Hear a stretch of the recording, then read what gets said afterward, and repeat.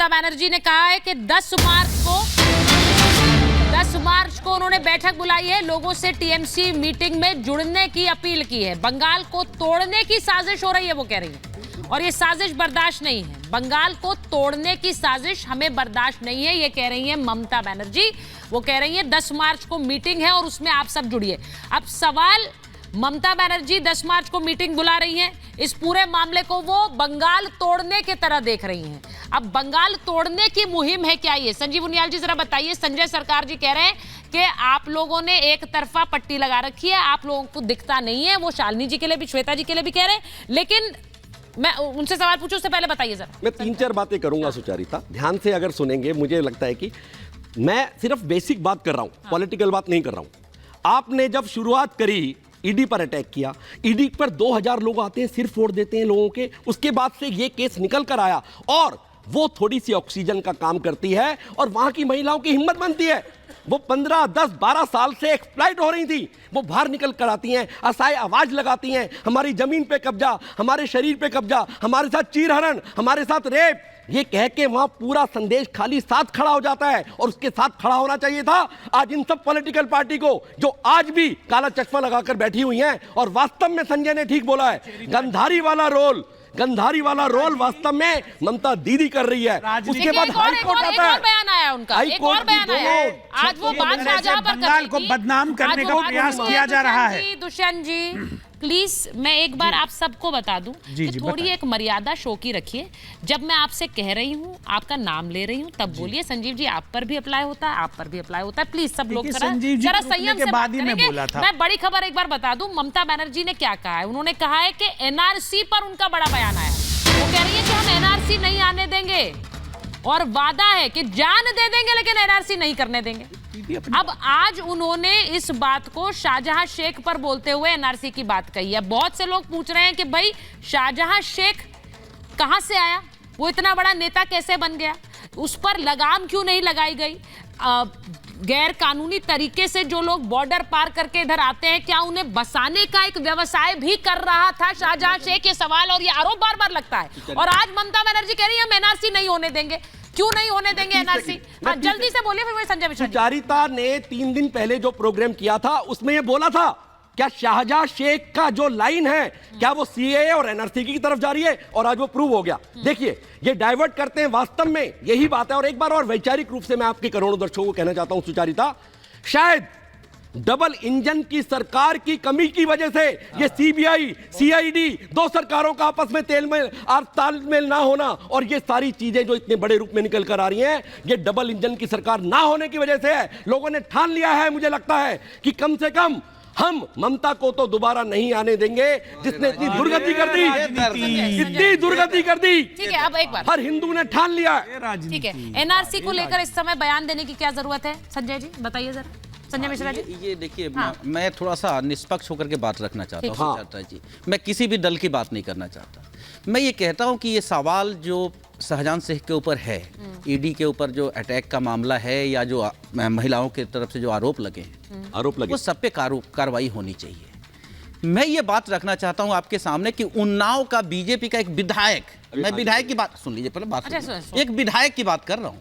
उस विधायक के द्वारा उसके ऊपर एक लड़की से मतलब उसका आरोप लगता है, फिर उस लड़की के परिवार के लोगों को मरवाने का आरोप लगता है। 3 लोगों की हत्या होती है उस परिवार के, उसके बाप की। अरे हमारे टॉप के 4 मंत्री जेल में पड़े। हत्या होने के बाद भी, सुन लीजिए दिलचस्प बात सुनिए, ये बोल रहे हैं मुझे वो 4 मंत्री जेल में है। ये कोई तरीका नहीं, आपने कहा था बीच में कोई नहीं, ये बोल रहे हैं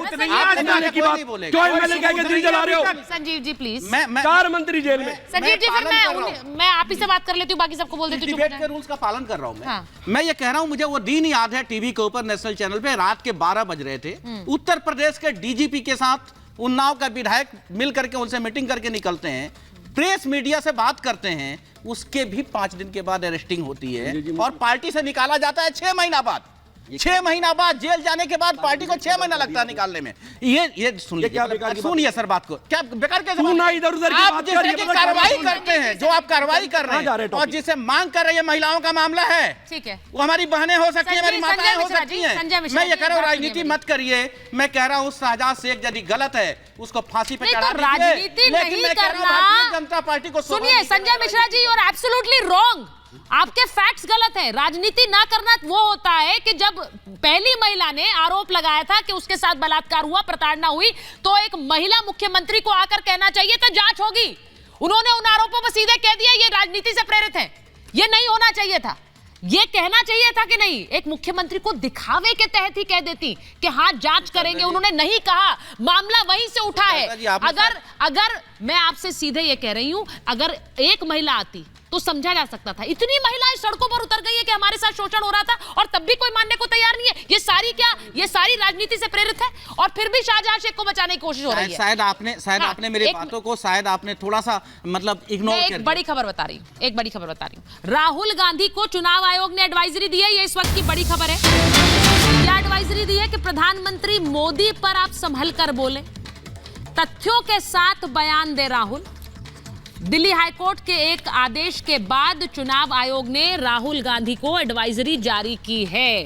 दिल्ली हाईकोर्ट के आदेश के बाद ये एडवाइजरी जारी की गई है। दुष्यंत जी कि आप संभल कर बोले। आज ही उन्होंने जो उद्योगपतियों का कर्जा माफ किया है उसके ऊपर बोला है। ANI पर बाइट आई है। पता नहीं लोगों को क्यों दिक्कत हो जाती है। हाईकोर्ट का और चुनाव आयोग का सम्मान है, लेकिन ज्यादा दिक्कत भारतीय जनता पार्टी को है, क्योंकि इनके जो सांठगांठ है उद्योगपतियों के साथ, जो इनको चंदा मिला है, मोटा माल मिला है, उसके ऊपर राहुल गांधी जी सवाल उठाते हैं। इसलिए भारतीय जनता पार्टी लगातार राहुल गांधी को निशाने पे ले रही है। लेकिन मैं आपको कहना चाहता हूं निहाल जी, राहुल गांधी डरने वाले नहीं हैं। सरकार का हाथ था भी तो आपको घर भेज के मानेंगे। विजय माल्या को लोन देने में, भगाने में 2024 के चुनाव में करारी शिकस्त होने वाली है। चिदम्बरम जी का राहुल गांधी के द्वारा होने वाली है। 14 लाख करोड़ रुपया गरीब आदमी का था, खोलोगे, आम आदमी का था, मनमोहन भारत के किसान का था, गरीब का था। माल्या को भगाने करने का काम किया है, फेलिसिटेट किया था। मैं इसलिए ये बोल रही हूँ, ये हम टॉपिक से इतर हो गए, लेकिन खबर बड़ी थी इसलिए मैंने बताई कि भाई एडवाइजरी दी गई है, क्योंकि वो आजकल जहां जाते हैं वो वहां जाकर नरेंद्र मोदी का नाम लेते हैं। करते हैं वो। कल अगर वो नहीं, कल भी उन्होंने कहा, जहां पर कहा था कि जय श्री राम बोलो और भूखे मर जाओ, तो वो भारतीयों की आवाज है। सुनिए, जय श्री राम बोलो और भूखे मर जाओ, ये वो वहां बता रहे थे, तो वहीं पर लोगों ने कह दिया कि नहीं ऐसा नहीं कहते हैं मोदी। वो क्लिप भी देखी थी, आपने देखी होगी। तो ये समस्या ये है कि वहां जहां जा रहे हैं वहां खुद घिर जा रहे हैं, और बयान से हर तरफ लोगों को व्यक्तिगत बयानों से तो बचना ही चाहिए। जिस तरह के आरोप लगाते हैं उसलिए संभल कर बोलने के लिए कहा गया है। लेकिन मैं वापस जा रही हूं, क्योंकि वहां पर कहा गया है कि जो CID की टीम है वो मेडिकल कराकर वापस ले आई है शाहजहां शेख को। ये भी बता दीजिए जरा, क्योंकि वहां वापस लेकर आई है, लेकिन अभी तक CBI को सौंपा नहीं है शाहजहां को। अब सवाल यह है कि ऐसे क्या राज है जो शाहजहां जानता है कि भाई सौंपा नहीं जा रहा है। शाहजहां CBI की कस्टडी में आएगा तो न जाने क्या क्या बता देगा, क्या जानकारियां रख देगा।